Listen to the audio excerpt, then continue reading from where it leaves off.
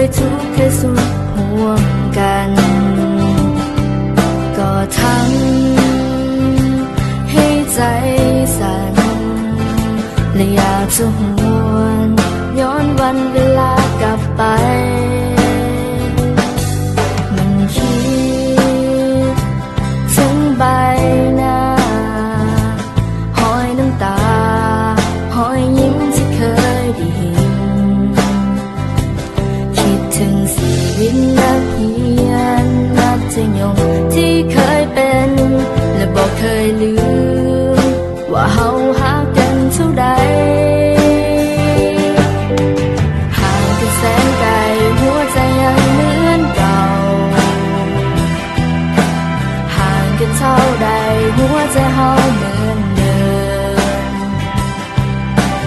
ห่างกันแสนนานความคิดถึงที่มีนับวันยิ่งเพิ่มเติมให้หัวเฮายังบ่ลืมกันและนับจากวันนี้บ่ว่าจะโดนเท่าใดจะให้สัญญาต่อกันว่าจะเก็บเอาความทรงจำของเฮาไว้ในหัวใจจะเก็บมันไว้และจะเป็นกำลังใจให้กันเมื่อวันต่อไปถ้าเจ้าอาจต้องเสียใจหรือเจ้าต้องมีน้ำตาคอยนึกถึงความทรงจำของเฮาในวันที่เฮาเคยอยู่เคียงข้างกันและมันยังคงจะเป็นแบบนั้นตลอดไป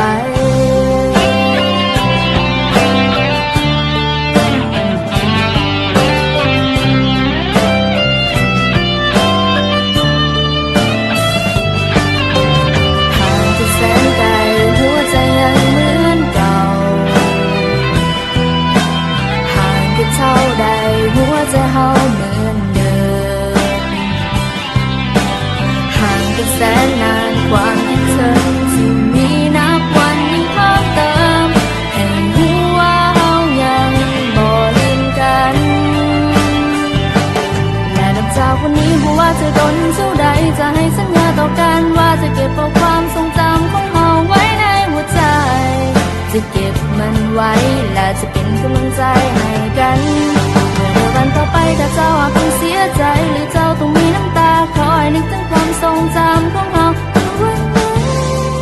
ในวันที่เฮาเคยอยู่เคียงข้างกันและเฮายังคงจะเป็นเพื่อนกันตลอดไปและนับจากวันนี้บ่ว่าจะโดนเท่าใดจะให้สัญญาต่อกันว่าจะเก็บเอาความทรงจำของเฮาไว้ในหัวใจจะเก็บมันไว้และจะเป็นกำลังใจให้กันเมื่อในวันต่อไปถ้าเจ้าหากต้องเสียใจหรือเจ้าต้องมีน้ำตาคอยนึกถึงความทรงจำของเฮาเมื่อวันนั้นในวันที่เฮาเคยอยู่เคียงข้างกันและเฮายังคงจะเป็นเพื่อน